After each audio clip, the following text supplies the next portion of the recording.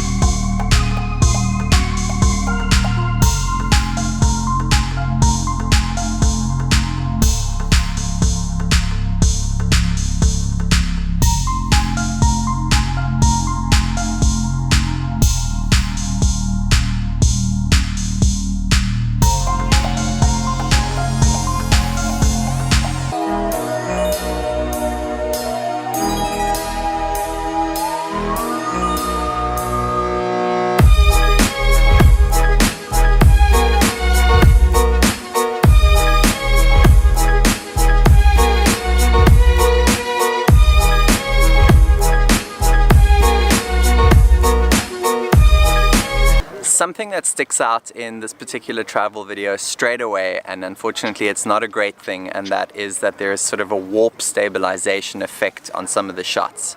Now this comes from when you're trying to get stable shots using a smartphone. Unfortunately, some phones have built-in stabilization which creates this, and other times it's because you try to do it in post in your editing program. Whether it's the one or the other, it doesn't matter. If you see this warping sort of in the shot, it's not very pretty to look at, and it kind of throws out the quality of the video, which is sad because the shots behind that warping are actually beautiful. So something to consider is the stabilization of a video. To get rid of that, all you need to do is make sure that you take a moment to concentrate on getting a stable shot when you're moving the camera. That is the only time you're going to see the warp stabilization in effect. And so basically, when you're setting up to do a slight sort of moving forward shot, all you have to do is bend your knees slightly and walk as if you're sort of like hunched up so that your knees take off the shock. And that will already dramatically increase the shakiness. My suggestion is, if it's going to cause that warp in it, rather leave it out, rather leave it raw and slightly sort of shaky as the original, because it feels authentic and real, as opposed to fake edited to try and improve it. It just detracts from the video ever so slightly. Many of the videos that I've done exclusively on a smartphone have this as well, and it's something you want to try and avoid. Another small tip to improve this video that stuck out for me was an effect that they used in editing, which is to sort of black out, and then as the beat kicks in, come back to the next shot. It's a cool effect that you can use, but the way it was used in this video, it felt like there was actually a gap in the footage, so it went like, oh, something was wrong there, like there was an error.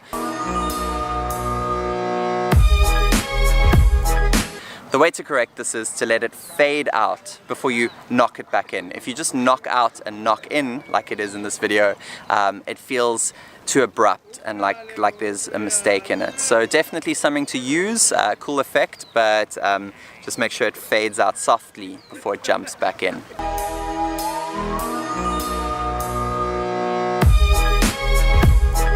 So as usual, to match the video that we're reviewing, we're going to do a little bit of a city tour ourselves. Today I've joined up with Cape Town Free Walking Tours to do a walking tour of the city and capture a video of my experience of that tour.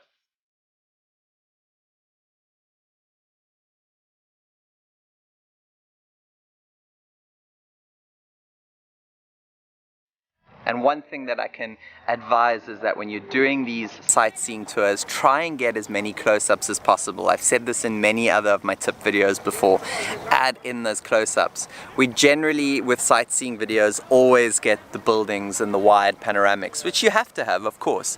But you know, throw in a couple of street signs, a couple of sort of feet walking shots, a couple of close-ups of the walls, graffitis, and it just changes the rhythm and the dynamic and the feel of the video as opposed to just the wide shots all the way through.